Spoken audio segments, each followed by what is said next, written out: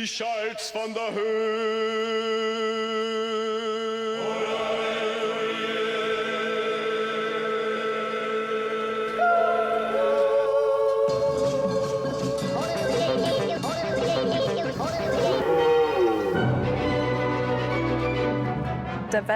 La montagne appelle parce qu'on l'a d'abord appelée. Elle répond. Il y a peu d'endroits où on sent que l'homme n'est que de passage. La montagne me permet de vivre l'expérience du silence. Un silence ponctué par le sifflement du vent et le bruit que fait la neige qui fond au soleil. C'est cette confrontation intense avec la nature sauvage, avec cette beauté, avec cette rudesse qui nous incite à sentir nos limites.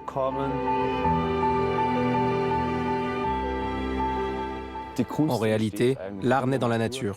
C'est là qu'on trouve les meilleures idées et qu'on a la vision la plus large.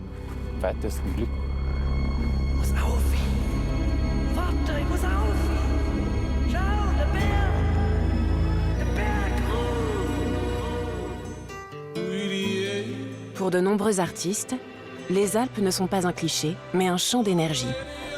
Rupert Elias Kreutzer a grandi dans les Alpes autrichiennes. Il suit les traces de ses ancêtres, sculpteurs sur bois depuis des siècles. Le tourisme a apporté beaucoup d'animation chez nous. Dieu merci. Et on y voit plein de visages différents. Mais il y a aussi le calme. Quand on est soi-même dans les montagnes, là, on peut laisser les choses agir sur soi. Et c'est là que viennent la plupart des idées. Seul dans les montagnes, dès le matin, c'est le mieux. La patrie, pour moi, c'est ça. Daoam, comme on dit chez nous. Chez soi.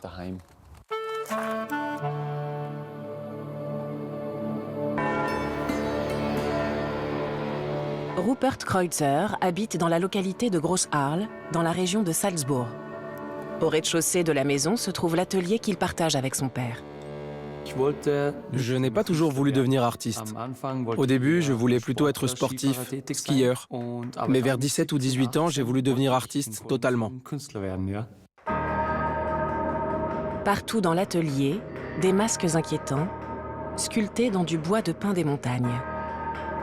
D'une beauté effrayante. C'est une coutume plutôt archaïque. Si l'on raisonne de manière logique, où ce genre de choses est-il susceptible de voir le jour le plus facilement? Dans un petit village, justement, où il y a peu d'habitants et où l'église occupe une place prépondérante. C'est logique. Les gens qui vivent dans une vallée étroite, qui ne voient pas grand-chose du vaste monde, ce sont les premières choses qui leur viennent à l'esprit.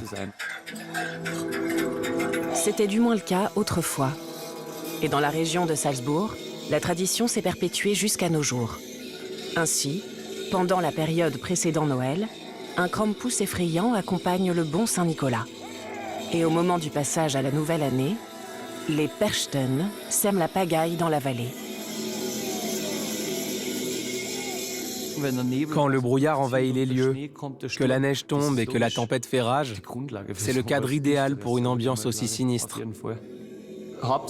Il s'agit avant tout de chasser les mauvais esprits de l'année écoulée.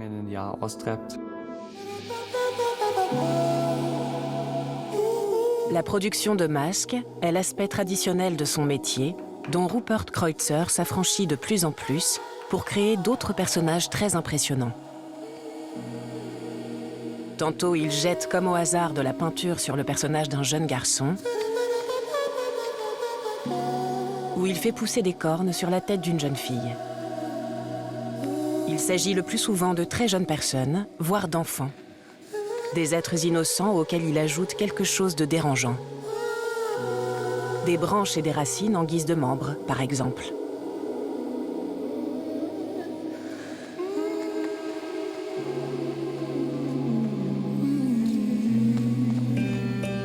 Ce qu'il fait est à 90% un travail manuel, dit-il. Il a appris la sculpture à Berchtesgaden et dans la vallée de Val Gardena, dans le sud Tyrol. Mais il a surtout appris de son père, qui travaille juste à côté. Mon père est pour moi une immense source d'inspiration. Et il est tout simplement très doué techniquement. C'est donc un immense honneur quand il m'aide et que nous pouvons créer quelque chose ensemble.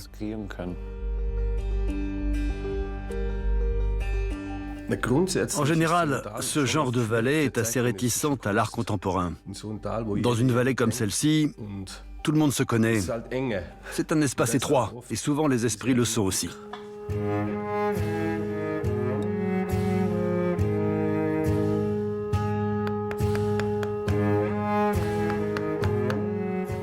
Non, au contraire, il n'y a pas de concurrence. Et même s'il y en avait, ce serait une saine concurrence. Dans le domaine artistique, on ne peut plus vraiment lui enseigner grand-chose.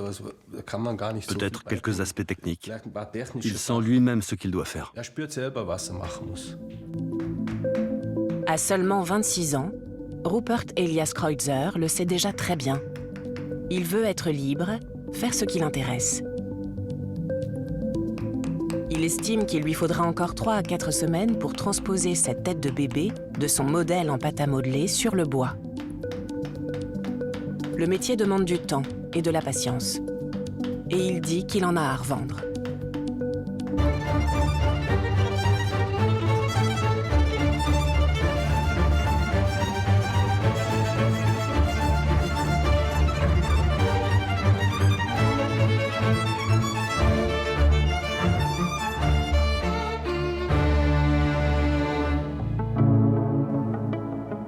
Le col du Rolle est un col alpin, dans le Tyrol du Sud. Il relie la vallée de Fleim à la vallée de Primeur, à près de 2000 mètres. Ces montagnes sont la patrie de Silvia de Bastiani. Je suis née à la montagne et je fais partie intégrante de ce paysage. La montagne me permet de vivre l'expérience du silence. Un silence ponctué par le sifflement du vent et le bruit de la neige qui fond au soleil. Cette musicalité, d'une certaine manière, harmonise aussi mes pensées.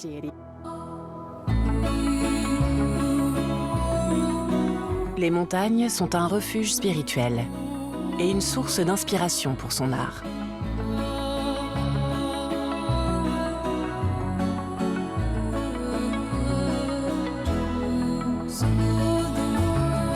Ses motifs, les sommets enneigés, les formations rocheuses et la vue imprenable sur le panorama alpin.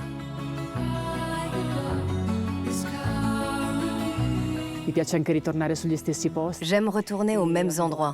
À chaque fois, les conditions changent, les saisons changent. La lumière et l'atmosphère changent et ma connaissance de la montagne s'approfondit.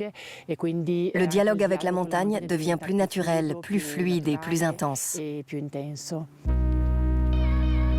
À première vue, ces aquarelles ressemblent à des photos. Vues de loin, elles ont quelque chose de réaliste. Mais lorsqu'on les observe de près, on remarque une superposition de coups de pinceau plus abstraits, plus décomposés, dans le sens où j'essaie de peindre en touches très gestuelles, très rapides, très spontanées, qui me permettent en quelque sorte de décomposer l'image en plusieurs niveaux pour ensuite la reconstruire dans un langage plus personnel.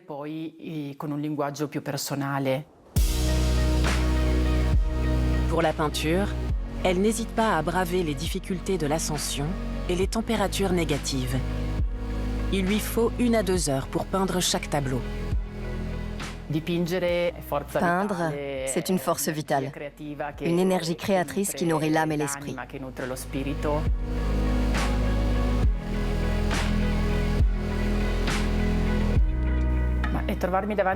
C'est comme si je me retrouvais face à un sommet. C'est une invitation à l'escalader. Mais comme toutes les ascensions, cela implique aussi de l'effort et une certaine appréhension qui s'estompe en réalité petit à petit, à coups de pinceau. Ce qu'elle préfère, c'est dessiner dans un carnet de croquis. Un carnet dans lequel je note mes observations, mes réflexions. Il y a des erreurs, la pluie qui abîme la page, la neige ou quelques taches où la couleur se fige à cause du froid. C'est cette mémoire de l'instant présent que j'aime conserver. Imer est un village pittoresque niché dans les montagnes du Tyrol du Sud, où vit Silvia de Bastiani. Dès son enfance, elle reproduit des illustrations tirées de magazines et de livres. À 12 ans, elle suit son premier cours d'aquarelle. Quand elle ne peint pas en plein air, elle peaufine ses croquis dans son atelier. Là, elle a tout le temps pour réaliser des grands formats. Ce qui m'intrigue le plus dans l'aquarelle, c'est de partir d'une matière que je parviens à rendre tangible, c'est-à-dire la capacité à maîtriser le caractère insaisissable de l'eau, à la transformer en un trait, en dessin, en superposition de couleurs, en souvenirs.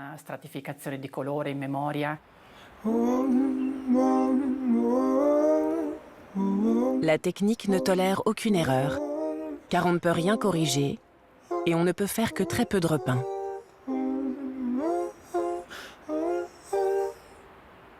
Sylvia a étudié les beaux-arts à l'Académie de Venise, puis elle y a enseigné. Outre les montagnes, elle peint les forêts, qui furent le terrain de jeu de son enfance. Ici, elle se sent sûre et enracinée. J'aime bien penser, d'une certaine manière, que le thème de mon travail consiste à ne faire qu'un avec la montagne, à ne faire qu'un avec la forêt au moment où je peins. Là-bas, je me sens comme la forêt, comme un arbre ou comme la montagne, en dialogue intime avec ces éléments.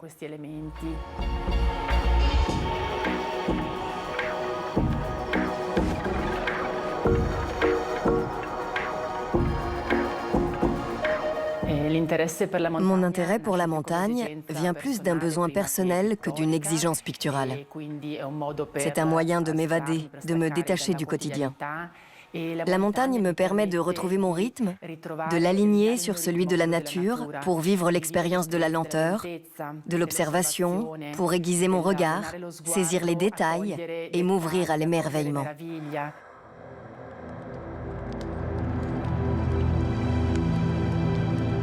Dans les Alpes centrales, en Suisse, dans le canton du Valais, entre l'école du Grimsel et de la Fourca, se niche depuis 15 000 ans le glacier du Rhône. Ce géant de glace mesure près de 8 km de long, pour l'instant, car il recule de manière spectaculaire. Depuis 2018, le photographe Thomas Wrede revient régulièrement sur ce site et assiste aux efforts désespérés des habitants pour freiner la fonte du glacier à l'aide d'énormes bâches en géotextile. 50 000 mètres carrés de protection solaire textile. Un combat finalement vain contre le changement climatique.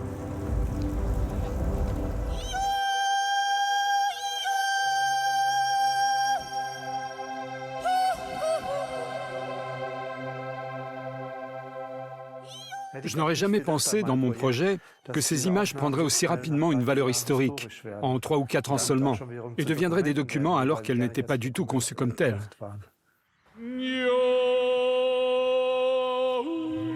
En réalité, Thomas Wrede est un tyrolien des plaines. Là où il habite, pas la moindre montagne à l'horizon, pas même une colline en vue.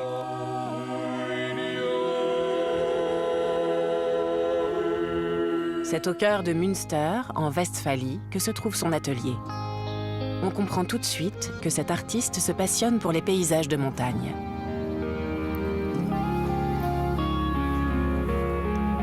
Bien avant son projet sur les glaciers, Thomas Wrede travaillait déjà à des maisons miniatures qu'il mettait en scène dans des paysages.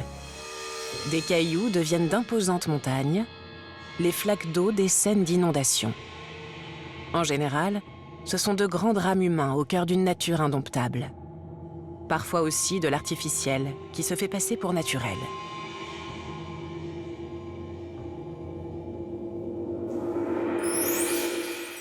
Ces dernières années, les Alpes ont pris une importance particulière à mes yeux. J'y ai découvert des glaciers qui sont devenus pour moi le signe, le symbole du changement climatique. Toutes ces années, j'ai été sans cesse attiré par la montagne. Je voulais être témoin de cette transformation et du chaos qui règne dans les glaciers. Au fil du temps, les bâches se salissent.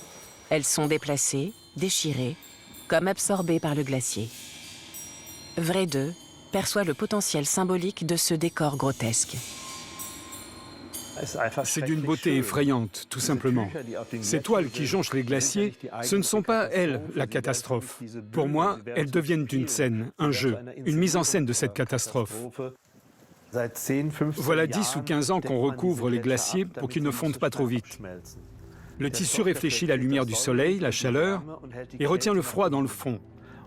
ce qui permet de préserver le glacier ou la glace pendant quelques années. On dit que cela ralentit le processus de fonte d'environ 50%. Ces toiles sont entièrement constituées de polyéthylène, c'est-à-dire de fibres synthétiques, et elles protègent la glace.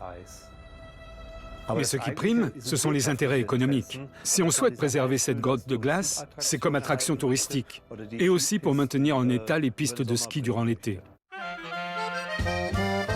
Des photos d'époque montrent que le glacier était plus long d'1 kilomètre il y a quelques décennies. Pendant 150 ans, la grotte de glace du glacier du Rhône a été une attraction touristique. On raconte que la famille royale d'Angleterre était présente. Il y avait des nobles, très nombreux, qui venaient en calèche. Les automobiles n'existaient pas encore. Goethe aussi est passé par là lors de son voyage en Italie. Quand on sait à quel point le chemin vers le col est pénible, même en voiture, j'ai beaucoup d'admiration pour Goethe qui est monté jusqu'à cette grotte de glace en novembre, dans le vent et sous la neige, avant de poursuivre sa randonnée jusqu'en Italie. Thomas Wrede a photographié le site il y a 5 ans. Voici l'entrée de la grotte. Le chemin d'accès change constamment car le glacier bouge. La première partie est encore très aménagée. Il y a des planches et des madriers qu'il faut sans cesse réajuster. On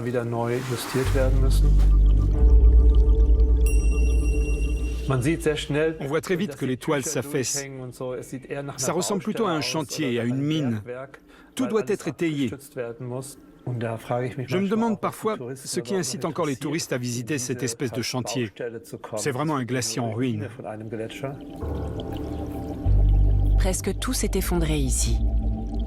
Les images prises par Wrede depuis les profondeurs du glacier ont déjà une valeur historique.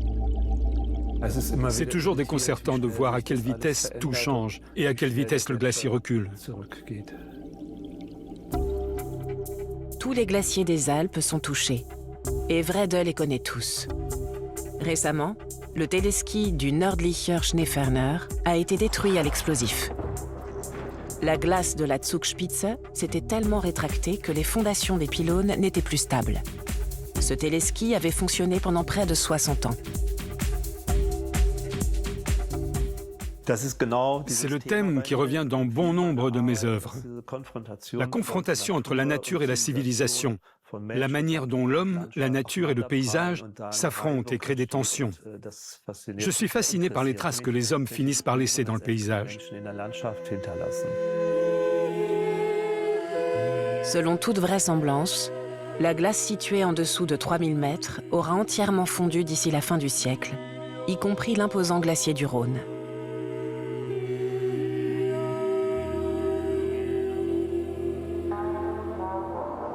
Et maintenant, place à une étoile montante de la vallée de l'Ötztal. Nenda, 32 ans, rappeuse et enfant des montagnes. I'm a mountain girl. Where we come from, there is snow on every mountain, yo. Where I come from, there is tourism galore, yo. Plus on s'enfonce dans une vallée, plus les gens deviennent étroits d'esprit. Leur horizon se rétrécit, du moins c'est mon impression. Les influences extérieures sont moins nombreuses et c'est pour cette raison que beaucoup de choses restent comme elles ont toujours été.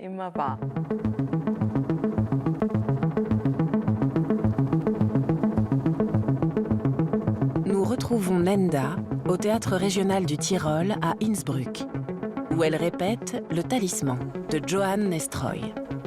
Nenda enrichit la mise en scène, de la musique moderne et ses propres textes.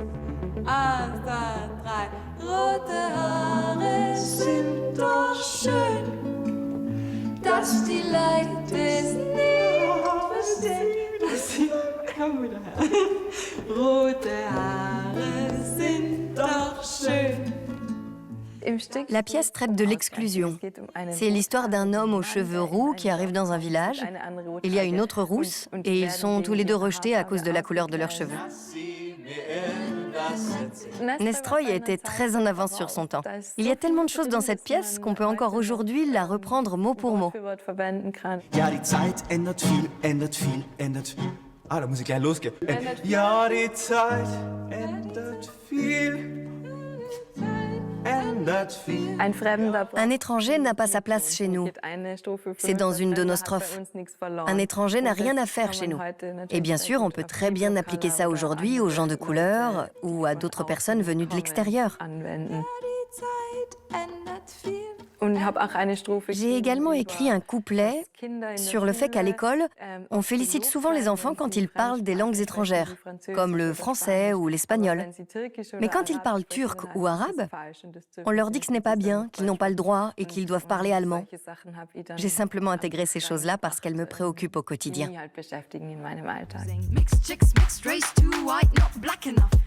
Nenda a connu très tôt l'exclusion et le sentiment de ne pas être à sa place. J'ai grandi dans un tout petit village de la vallée de l'Ötztal et là aussi j'ai été victime d'exclusion parce que ma sœur et moi sommes noirs. Et j'ai très tôt pris conscience qu'on ne nous croyait simplement pas quand on disait de quelle famille on était issu. Ou on finissait par me dire « Tu dois forcément avoir été adopté ».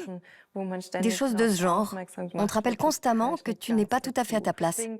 C'est pour ça que je me suis toujours réfugiée dans des endroits plus grands et que j'ai toujours voulu être en ville, là où il y a plus de monde et où on se fait un peu moins remarquer.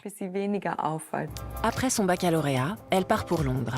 Nenda suit des études d'art dramatique au prestigieux Rose Bruford College. Puis elle travaille, actrice et productrice.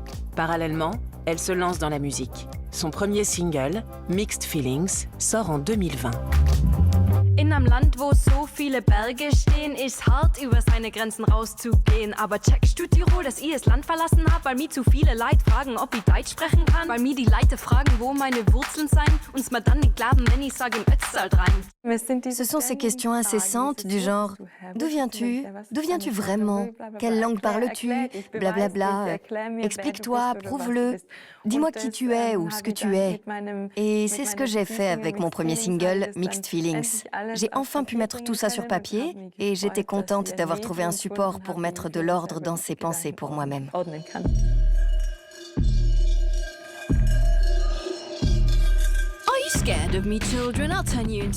L'album Kraa est sorti en 2025. Dans le morceau du même nom, elle s'inspire de la tradition du Krampus et renverse la situation. He called me a sinner, too black is my soul, so I ate him for dinner and gobbled him whole. I pushed him, he fell all the way down the well, aber hab mir sein Fell nur gekrallt ganz schnell.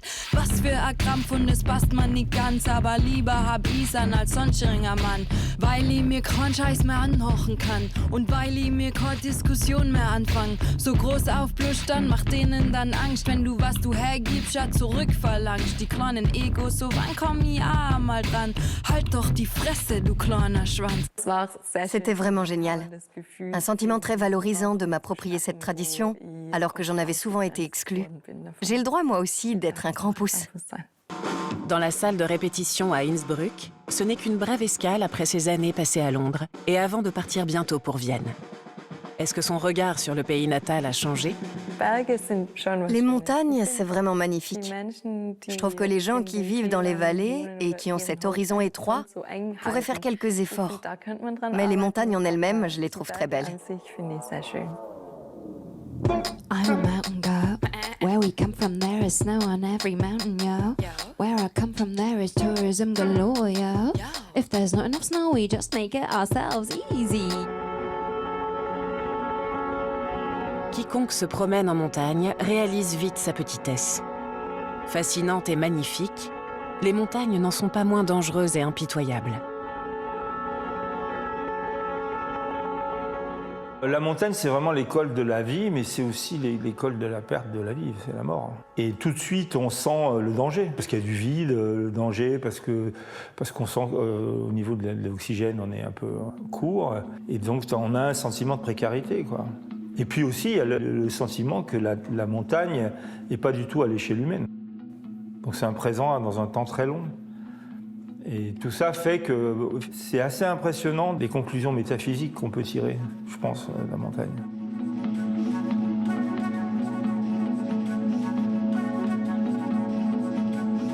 À Grenoble, nous rencontrons Jean-Marc Rochette, illustrateur, peintre et écrivain, mais avant tout, homme de la montagne. La première fois, la montagne, je pense, c'était dans le Beldon, c'est un massif en dessus de Grenoble. J'étais avec ma mère, on était perdus un peu sur le plateau. Donc j'étais très jeune, j'avais 8 ans, donc ma mère était un peu inquiète, je pense qu'au bout d'un moment, parce donc on était paumés là, sur ce plateau. Et puis d'un seul coup, le brouillard s'est levé, et puis là, on a vu les montagnes en dessus, dans le bleu et tout ça. Et donc c'était totalement irréel pour un enfant, quoi. C'était magique. Et ça m'a jamais quitté. Dans la vie, on oublie plein de choses, et puis il y a quelques passages qui sont très très marqués. Celui-là, je pense qu'il a été, c'est une révélation. À partir de là, Jean-Marc ne pense plus qu'à ça. Jeune homme, il se met à l'escalade. Il veut devenir guide de montagne professionnel. Jusqu'à ce que tout bascule soudainement. À l'âge de 20 ans, il est victime d'un grave accident en montagne et survit de justesse.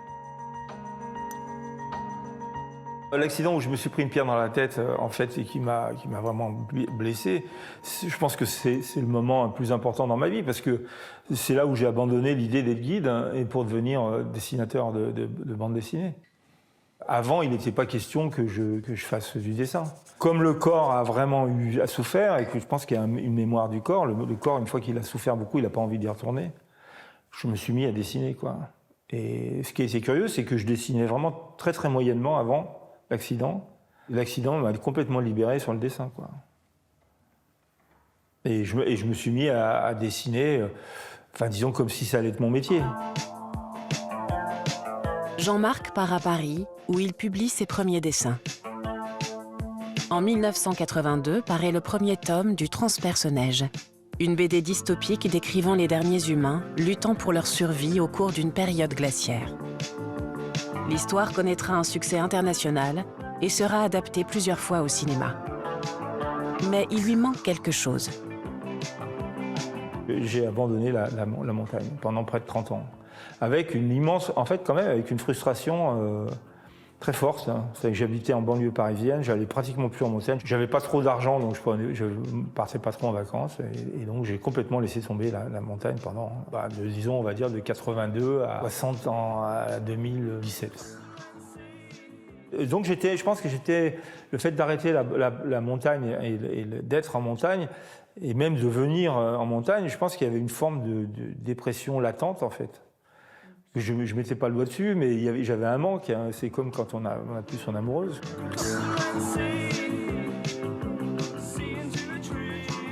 Quand j'ai fait Le Froid, donc le livre, je suis retourné en montagne parce que je voulais, fallait que je renoue un peu avec la montagne. C'était des choses que j'avais enfouies en fait. C'est comme si ça avait été, pour moi c'était un échec en fait, ma vie. C'était un échec. J'avais eu un accident puis j'avais abandonné le métier auquel je voulais faire pour faire de la BD. Et donc même la BD, pour moi, c'était un échec, faire de la BD. Même si ça marchait, j'avais aucune espèce de... Et le fait de faire une BD sur ma vie, là, de seul coup, c'était la quadrature du cercle. Toutes les choses se remettaient en place, le puzzle se remettait en place. Je faisais de la BD, mais je racontais ma vie de montagnard. Et donc, ça m'a libéré. Ça m'a libéré.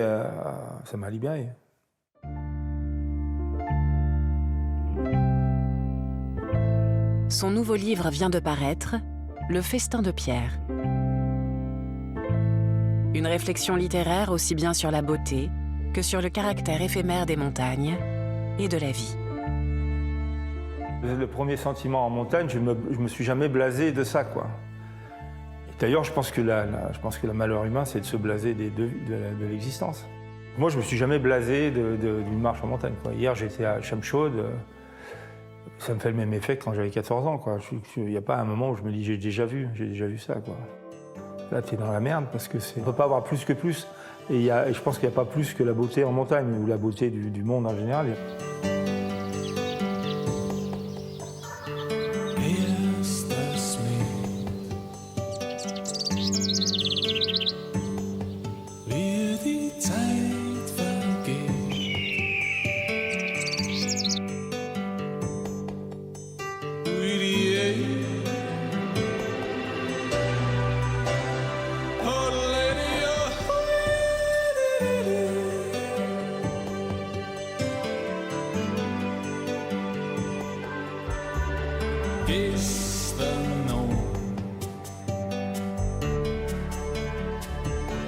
Land leidt ganz anders.